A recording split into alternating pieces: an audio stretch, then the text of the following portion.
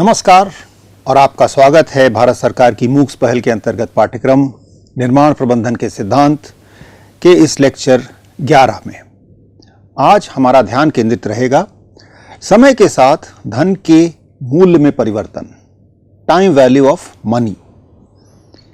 याद दिला दें कि पाठ्यक्रम के मॉड्यूल जिसमें कि हम चर्चा कर रहे हैं वो यहाँ पर दिखाए गए हैं और आज हम एक नए मॉड्यूल निर्माण अर्थशास्त्र अर्थात कंस्ट्रक्शन इकोनॉमिक्स की चर्चा शुरू करेंगे।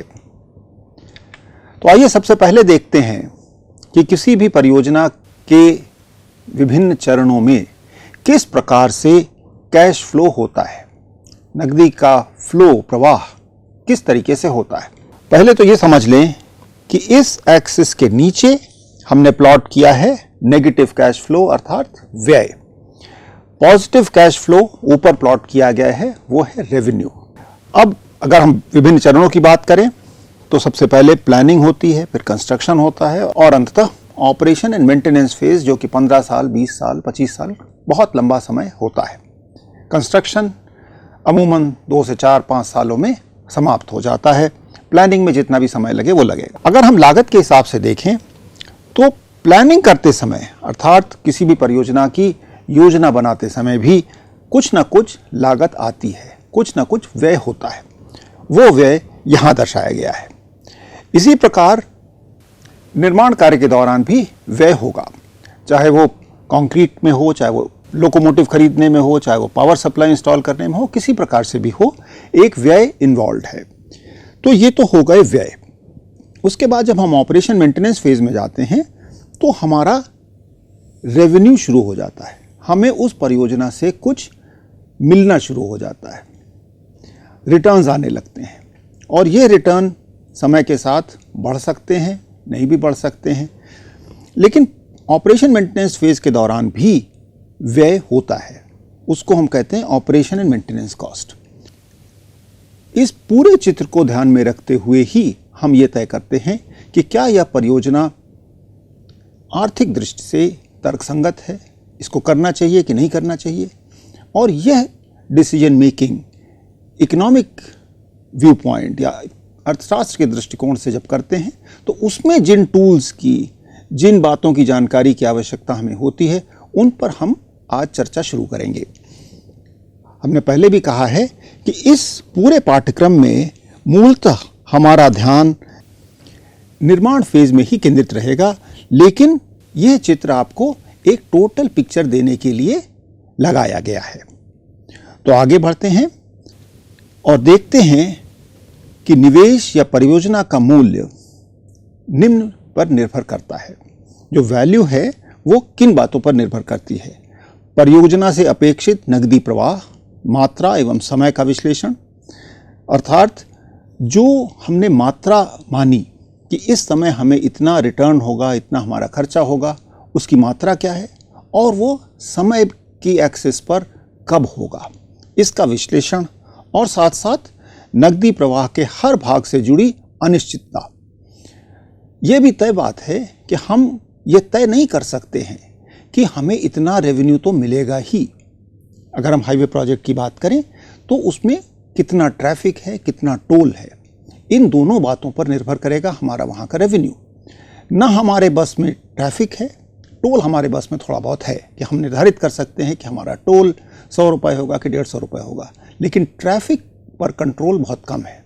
विशेष रूप से अगर हम बात कर रहे हैं 10 साल बाद, 15 साल बाद क्या होगा, तो उसमें एक अनिश्चितता होती है। निर्माण कार्य के दौरान भी विभिन्न कार्यों को एग्जीक्यूट करते समय एक अनिश्चितता बनी रहती है। स्टील का दाम, सीमेंट का दाम, लेबर की सैलरी, ये सब वेरी कर सकती है, बदल सकती है और उनको ध्यान में रखना ही अनिश्चितता को ध्यान में रखना होता है। रिस्क मैनेजमेंट इस बात का एक सब्जेक्ट है जिस पर की स्टडी होती है, लेकिन हम रिस्क मैनेजमेंट में इस कोर्स में फिलहाल नहीं जाएंगे। हम ये मानेंगे कि जो वैल्यू या जो आंकड़ा हम लेते हैं वह स्थिर है, उसमें अनिश्चितता नहीं है। रख रखाव की बढ़ती लागत को ध्यान में रखते हुए निवेश विकल्पों का मूल्यांकन प्रारंभिक निवेश के अलावा परियोजना की संपूर्ण जीवन चक्र लागत के आधार पर किया जाना चाहिए। अर्थात मात्र यह कहना कि इस परियोजना को पूरा करने के लिए 40 करोड़ रुपए लगेंगे या 50 करोड़ रुपए लगेंगे, यह नहीं, बल्कि इस परियोजना के पूरे जीवन काल में अर्थात सर्विस लाइफ में उसकी लाइफ साइकिल कॉस्ट क्या होगी, इस बात के आधार पर हमें मूल्यांकन करना चाहिए। और इसीलिए आपको वह पूरा चित्र एक बार दिखाया गया था। जब निवेशक निवेश लागत से अधिक कमाता है तो मूल्य का निर्माण होता है। अर्थात अगर हमने 100 करोड़ रुपए लगाकर एक परियोजना पूरी की, लेकिन उसके रिटर्न्स 110 करोड़ रुपए की वैल्यू के आए, तो ये मुनाफे का सौदा हुआ। इसका मतलब हुआ मूल्य का निर्माण हुआ, वैल्यू क्रिएट हुई उस परियोजना से। और परियोजना का चयन ऐसा होना चाहिए कि परियोजना से न केवल मूल्य का निर्माण हो, बल्कि इसे समान अनिश्चितता वाली किसी भी अन्य परियोजना की तुलना में अधिक मूल्य का निर्माण हो। अगर हमारे पास विभिन्न विकल्प हैं तो उन विकल्पों में अधिक मूल्य का निर्माण जिसमें हो रहा है वह निवेश हमें चुनना चाहिए। ये सब बातें भारत में पिछले 25-30 सालों में बहुत महत्वपूर्ण हो गई हैं, क्योंकि तमाम परियोजनाओं में से सरकार इस बात को एनकरेज कर रही है, इस बात को प्रोत्साहन दे रही है कि विभिन्न प्राइवेट निवेशक परियोजनाओं में निवेश करें। तो परियोजनाओं में निवेश करने का क्या अर्थ हुआ? निर्माण प्रक्रिया में भी वो लागत लगाएंगे, जबकि पहले जो बड़े प्रोजेक्ट होते थे, परियोजनाएं होती थी, उसमें सरकार ही लागत लगाती थी, सरकार पैसा लगाती थी, और इसलिए उसमें कॉस्ट बेनिफिट एनालिसिस एक अन्य तरीके से की जाती थी। लेकिन जब निवेशक पैसा लगाता है, उसमें अपना इन्वेस्टमेंट करता है, तो इन सब बातों को ध्यान में रखना आवश्यक हो जाता है। आगे बढ़ते हैं। धन का समय मूल्य अर्थात टाइम वैल्यू ऑफ मनी, जो कि हमारे आज के लेक्चर का प्रमुख फोकस है। इसका अर्थ क्या है? धन का मूल्य समय के साथ परिवर्तित होता रहता है। अर्थात आज जो 100 रुपए हमारे पास हैं, कल उसकी वैल्यू क्या 100 रुपए होगी? साधारण भाषा में अगर समझने की कोशिश करें तो हम जब बैंक में 100 रुपए रखते हैं और बैंक हमको 5%, 7% जो भी ब्याज देता है, तो वो 100 रुपए 107 रुपए, 108 रुपए हो जाता है। लेकिन क्या एक साल बाद उस 108 रुपए की या 110 रुपए की वैल्यू आज के 100 रुपए से अधिक है या नहीं है? उसकी वैल्यू बदल जाती है अगर हम कहें इन्फ्लेशन, मुद्रास्फीति। तो मुद्रास्फीति से उसकी वैल्यू कम हो रही है, ब्याज दर से उसकी मात्रा बढ़ रही है। तो इन बातों को ध्यान में रखना, इन बातों को ध्यान में रखते हुए निर्णय करना, यह हमारे निर्माण अर्थशास्त्र के परव्यू में आता है। इसी पर हम लोग चर्चा करेंगे। आखिर ब्याज क्या है? ब्याज को हम धन के स्वामी को वह धन प्रयोग न कर सकने या न करने के लिए दी जाने वाली राशि के रूप में देख सकते हैं। जब बैंक कहता है कि आप 100 रुपए हमारे पास रख दीजिए, हम आपको 5 रुपए देंगे, तो वो 5 रुपए हुए ब्याज। लेकिन जो आपका धन है वो 100 रुपए, वो आप उस अवधि में प्रयोग नहीं कर सकते हैं। तो उसका एक प्रकार से कॉम्पेंसेशन, मुआवजा, वो है ब्याज। किसी भी निवेश के लिए वर्तमान मूल्य और भविष्य मूल्य होता है। वर्तमान मूल्य और भविष्य मूल्य क्या है? हमने देखा कि जब हम टाइम एक्सिस पर कैश फ्लो डायग्राम बनाते हैं या चित्र बनाते हैं, तो यह कई वर्षों तक चलने वाला चित्र होता है। प्लानिंग का फेज है, निर्माण का फेज है, ऑपरेशन मेंटेनेंस का फेज है। तो इसमें समय के साथ होने वाली धन की वैल्यू का परिवर्तन इग्नोर नहीं किया जा सकता है, उसको ध्यान में रखना ही होगा।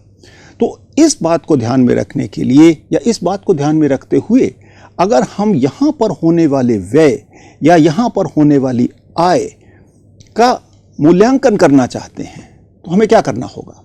हमको इस मात्रा को वर्तमान, चाहे वो यहाँ पे हो चाहे वो यहाँ पे हो, जो भी वर्तमान टाइम हम लेते हैं, वर्तमान समय लेते हैं, यहाँ पर उसकी वैल्यू क्या है, ये जानना आवश्यक होता है। और ये वैल्यू का चेंज या परिवर्तन कैसे निकालेंगे?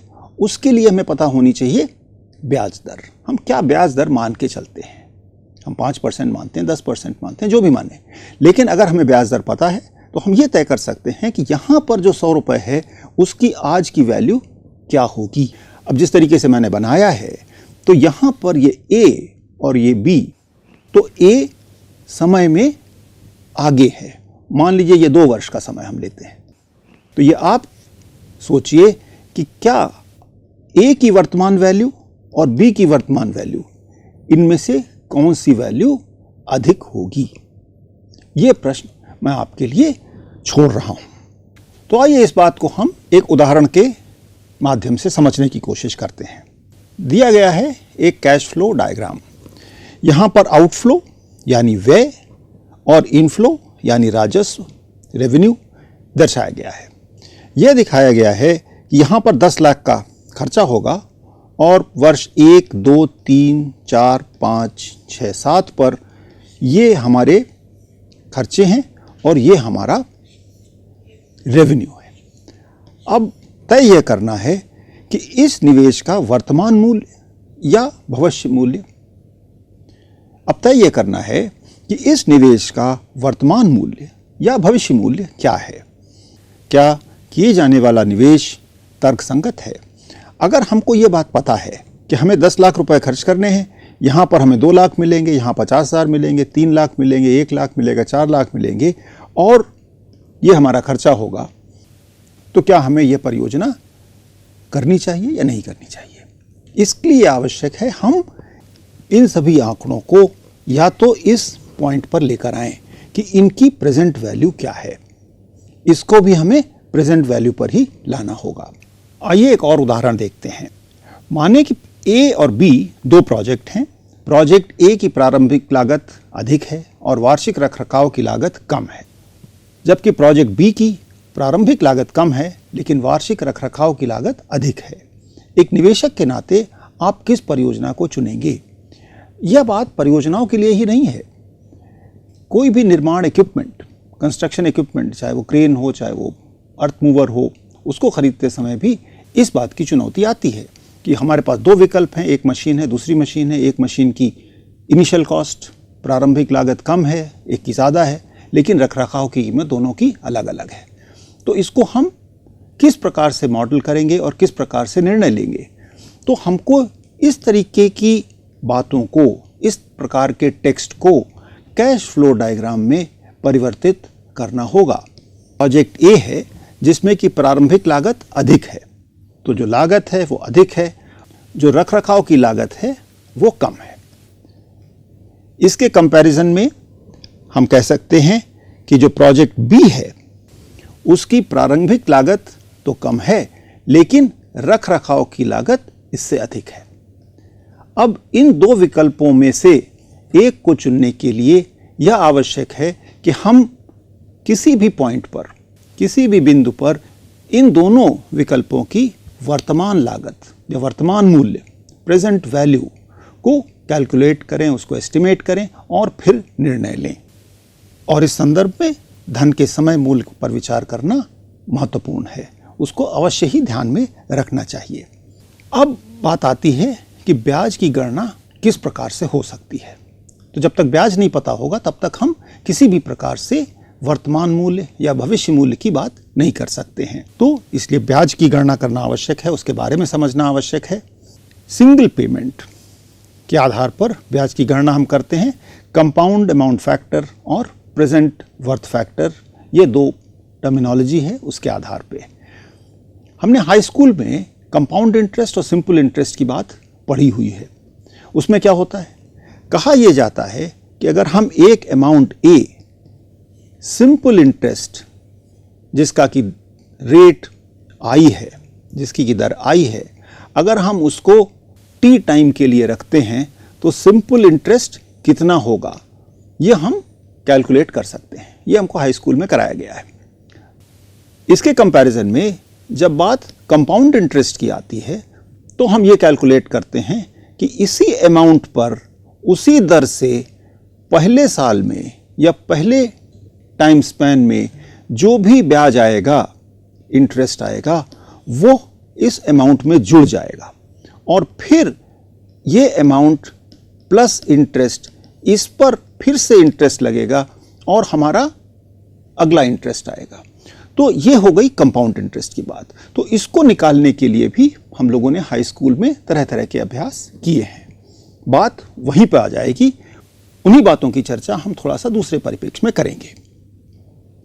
सिंगल पेमेंट के बाद बात आती है इक्वल पेमेंट की। यह कोई ज़रूरी नहीं है कि हम एक मुश्त एक ही पेमेंट की बात कर रहे हों।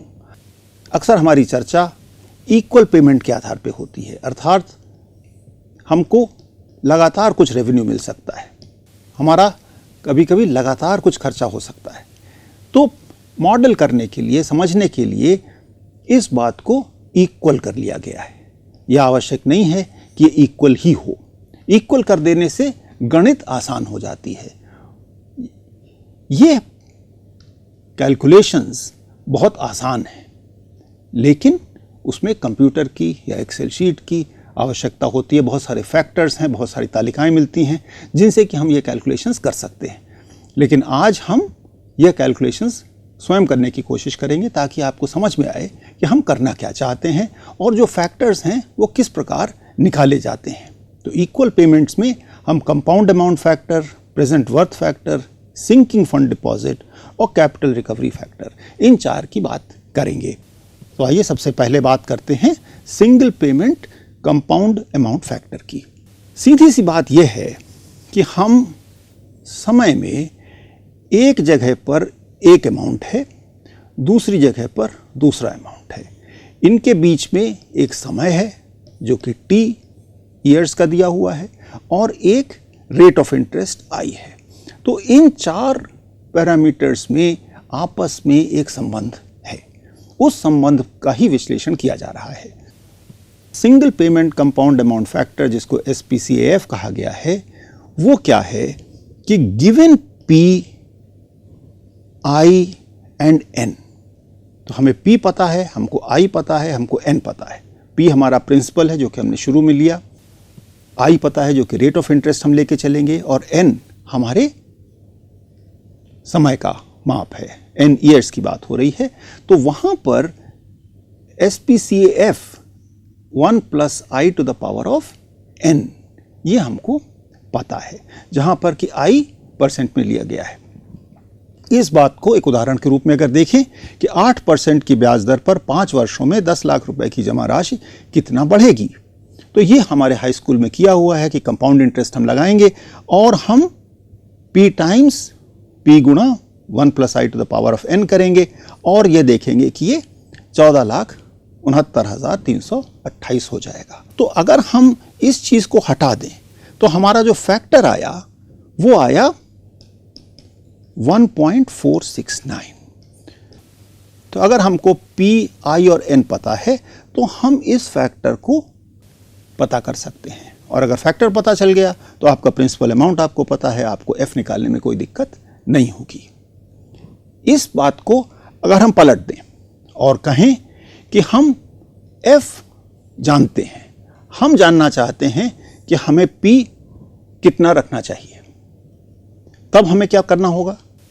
जो पिछली प्रक्रिया थी उसको उलट दीजिए, तो 1/1 + I to the power of N हो जाएगा। इसका उदाहरण अगर हम देखते हैं कि यदि माना जाए कि एक संपत्ति का मूल्य 10 वर्षों बाद 20 लाख रुपए होगा, तो संपत्ति का वर्तमान मूल्य क्या है?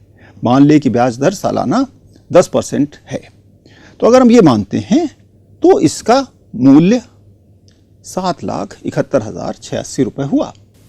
इस बात को अगर हम निर्माण के परिप्रेक्ष्य में देखें तो अगर हम देखते हैं कि हमें यहाँ पर एक मशीन खरीदनी है जिसकी कीमत 10 लाख रुपए होगी, ये हम मानते हैं, तो हमें आज कितने पैसे की आवश्यकता है जो कि हम एक ब्याज दर पर अलग कर दें ताकि N ईयर्स बाद हमें वो F अमाउंट मिल जाए। इस बात को हम single payment present worth factor कहते हैं। तो इस अमाउंट की प्रेजेंट वर्थ क्या है, इस F की प्रेजेंट वर्थ क्या है, उदाहरण में जो दिया गया है वो कहा गया कि 20 लाख यहां पर है, तो इस 20 लाख की प्रेजेंट वर्थ 7 लाख है। लेकिन 10 साल के बाद। ये 10 साल और 10% अगर हम लेते हैं तो इस 20 लाख की प्रेजेंट वर्थ 7 लाख रुपए है। आगे बढ़ते हुए हम इक्वल पेमेंट कंपाउंड फैक्टर की बात करते हैं, EPCAF। इसका अर्थ क्या हुआ कि A, I और N, अर्थात ये A हम लगातार हर साल अगर रखें तो F क्या होगा, और I और N हमें पता है। I और N मतलब रेट ऑफ इंटरेस्ट और नंबर ऑफ ईयर्स। तो अगर ये चीज हमें पता है तो हम EPCAF की गणना इस फॉर्मूले से कर सकते हैं। अगर हम इसको समझने की कोशिश करें और ये कहें कि A1, A2, A3, A4, या यहां पर AN-1 है तो N-1 लिख देते हैं, तो इन इंस्टॉलमेंट्स को हम पे करते हैं, तो इस F में कौन कौन कितना कंट्रीब्यूट कर रहा है। जो A1 है वो इतने समय के लिए कंट्रीब्यूट कर रहा है, जो A2 है वह 1 साल कम अर्थात इतने समय के लिए कर रहा है, A3 1 और साल कम इतने समय के लिए कर रहा है, और ये जो लास्ट इंस्टॉलमेंट है, अंतिम इंस्टॉलमेंट है, वह मात्र 1 साल के लिए ही कर रहा है। तो A1, A2, A3 आदि AN-1 तक के सबके कंट्रीब्यूशंस को देखकर या सबके कंट्रीब्यूशंस को अगर हम जोड़ देंगे तो जो वैल्यू आएगी वो होगी F। तो ये F वो वैल्यू हुई जो कि A1, A2, A3, A4 अगर हम n वर्षों तक I रेट ऑफ इंटरेस्ट पर रखते हैं तो उसका F क्या होगा। तो इसको हम एक उदाहरण के माध्यम से देखते हैं कि 8% की वार्षिक चक्रवृद्धि दर अर्थात कंपाउंड इंटरेस्ट पर संचालित 20,000 रुपए की सामान्य वार्षिकी के लिए 10 वर्षों के अंत में क्या वैल्यू होगी। अगर हम ये फॉर्मूला प्रयोग करते हैं तो वैल्यू हमको मिलती है 2,89,732। हमने इन्वेस्टमेंट किया 20,000 10 साल 2 लाख रुपए, हमको मिले 2,89,720, अर्थात ये जो वैल्यू मिली ये हमारी इंटरेस्ट है। यहां पर हमने इक्वल पेमेंट किया। तो जो एग्जांपल हमने पहले लिया था कि अगर हमारा कंस्ट्रक्शन इक्विपमेंट 20 लाख का है और हम 10 साल बाद उसको खरीदना चाहते हैं या 4 साल बाद उसको खरीदना चाहते हैं, तो एक तरीका तो है कि हम एक मुश्त ये पैसा कहीं रख दें और इतने साल बाद हमको ये पैसा मिल जाएगा। दूसरा विकल्प हो सकता है कि हम इतना अमाउंट यहाँ नहीं रख पाएंगे, लेकिन हम थोड़ा थोड़ा अमाउंट यहाँ रख देंगे ताकि ये इक्विपमेंट हम इतने साल बाद खरीद सकें। आइए आगे बढ़ते हैं। Equal payment sinking fund deposit factor. यहां पर given F, I and N हमारा A कितना होना चाहिए। यह बात पिछले वाले एग्जाम्पल से थोड़ा भिन्न है। पिछली बार क्या था, यहां पर A दिया हुआ था और हमको F निकालना था। यहां पर हमको F दिया गया है और A निकालना है। तो जो उदाहरण मैंने आपको समझाया वो इस जगह से अधिक रेलेवेंट है कि हमको F पता है कि हमको 20 लाख रुपए इक्विपमेंट खरीदने के लिए चाहिए। उसके लिए हमें क्या अमाउंट हटाना पड़ेगा या कौन सा अमाउंट, कितना अमाउंट हमको एक सिंकिंग फंड में डाल देना चाहिए, उसको डाल के भूल जाना चाहिए। जैसे हम बच्चों के साथ गोलक की बात करते हैं, पैसा अलग करके रख देते हैं, उसको छूते नहीं हैं। तो हम उस गोलक में सिंकिंग फंड के रूप में क्या अमाउंट हर साल डाल दें ताकि n ईयर्स के बाद हमको F मिल जाए। ये हमारा फॉर्मूला है उस बात के लिए। उदाहरण देखते हैं कि 20 साल के अंत में 20 लाख रुपए की राशि बनाने के लिए हर साल बैंक में कितना निवेश किया जाना चाहिए। यह माना जाए कि 8% कंपाउंड इंटरेस्ट का रेट है। इस पूरी चर्चा में आप देख रहे होंगे कि रेट ऑफ इंटरेस्ट हमको लगातार मानना पड़ रहा है कि बिना रेट ऑफ इंटरेस्ट के माने तो कुछ भी नहीं होगा। लेकिन यह बात भी तय है कि अनिश्चितता है कि कितना रेट ऑफ इंटरेस्ट किस समय होगा, इस पर भी हमें ध्यान रखना चाहिए और एक कंजर्वेटिव वैल्यू लेके चलना चाहिए। यह एक सिद्धांत है जो कि हर परियोजना प्रबंधक को ध्यान में रखना चाहिए। निर्णय करते समय यह ध्यान में रखें कि हम एक कंजर्वेटिव साइड पे चल रहे हैं, न कि एक रिस्क की साइड पर। आइए आगे बढ़ते हैं। इसका उत्तर ये है कि अगर हमको 20 लाख रुपए चाहिए 20 साल के अंत में, तो हमें 43,705 रुपए हर साल अलग करने होंगे। और आपका जो फैक्टर है वो इससे निकल आता है। यहां से आने वाली वैल्यू को हम कहते हैं EPSFDF, that is equal payment sinking fund deposit factor. ये सभी फैक्टर्स एक तालिका के रूप में विभिन्न रेट ऑफ इंटरेस्ट के लिए उपलब्ध हैं, तो हमें हर बार ये कैलकुलेशन करने की आवश्यकता नहीं है। तो आइए अगले फैक्टर की बात करते हैं, equal payment present worth factor. अब हम बात कर रहे हैं प्रेजेंट वर्थ की। अभी तक बात हुई फ्यूचर वर्थ कि हमें F क्या है, अब बात होगी प्रेजेंट वर्थ की। अर्थात अगर हम यह A लगातार n वर्षों के लिए I रेट ऑफ इंटरेस्ट पर अलग करते हैं, तो इस इन्वेस्टमेंट की प्रेजेंट वर्थ क्या है वो निकालने के लिए हम इस फॉर्मूले का प्रयोग कर सकते हैं। उदाहरण हम देखते हैं कि 10 साल की अवधि के लिए निवेश किए गए 20,000 रुपए की सामान्य वार्षिकी का वर्तमान मूल्य क्या है। वर्तमान मूल्य मतलब प्रेजेंट वर्थ। तो इस समय उसकी वर्थ क्या है, हम इस फॉर्मूले का प्रयोग करते हैं तो हमारी प्रेजेंट वर्थ निकल कर आती है 1,34,260 रुपए। तो इस पूरे इन्वेस्टमेंट की प्रेजेंट वर्थ 1,34,260 रुपए है। ध्यान रखिए कि हम अगर 10 साल में 20,000 रुपए इन्वेस्ट कर रहे हैं, हमारा टोटल इन्वेस्टमेंट तो 2 लाख रुपए का है, लेकिन इस 2 लाख रुपए की प्रेजेंट वर्थ 1,34,260 रुपए ही है। इसका मतलब यह है कि इन वैल्यूज की, अगर हम इनको A1, A2, A3 वगैरह कह देंगे, तो इनकी वैल्यूज यहां पर कितनी है, इस 20,000 रुपए की वैल्यू यहां पर कितनी है। तो जब हम प्रेजेंट वर्थ निकालेंगे तो इन सब वैल्यूज को जोड़कर निकालेंगे। तो आगे बढ़ते हैं और ये आखिरी फैक्टर है equal payment capital recovery factor, जिसमें कि P, I और N दिया हुआ है और A निकालना है। तो जैसा मैंने पहले आपको बताया था, खेल मात्र 4 क्वांटिटीज का है। यहां की वैल्यू N, I और यहां की वैल्यू। बात दूसरी कि इस वैल्यू को हम चाहे लमसम में ले या हम उसको डिस्ट्रीब्यूट कर दें। जब हम डिस्ट्रीब्यूट कर देते हैं तो वो इक्वल अमाउंट्स कर देते हैं। यह आवश्यक नहीं है कि ये इक्वल अमाउंट्स ही हों। अगर ये अमाउंट्स अनइक्वल होते हैं तो जिस प्रकार से मैंने आपको बताया उस प्रकार से हम इन सभी वैल्यूज को प्रेजेंट वर्थ फैक्टर में कन्वर्ट कर सकते हैं। लेकिन उसके लिए आपको थोड़ी सी गणित करनी होगी और एक एक्सरसाइज हम आपको होमवर्क में देंगे। तो आइए वापस चलते हैं equal payment capital recovery factor पर। तो आइए एक उदाहरण देखते हैं कि 6 साल की अवधि है, अर्थात जो N है वो 6 साल है, जो रेट ऑफ इंटरेस्ट है वो 4% है। 2 लाख की वसूली तय करने के लिए, अर्थात हमारा P जो है वो दिया हुआ है 2 लाख। इसको न्यूट्रलाइज करने के लिए वार्षिक किस्त तय करनी है, अर्थात A हमको तय करना है। तो इसके लिए अगर हम इस फॉर्मूले का प्रयोग करते हैं तो हमको पता चलता है 38,150 रुपए।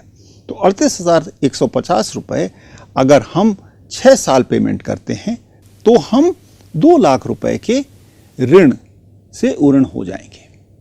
अब आप ये देख सकते हैं कि 2 लाख रुपए का ऋण है, उसको हम 38,150 रुपए 6 साल जब देंगे तब हमारा ऋण समाप्त होगा।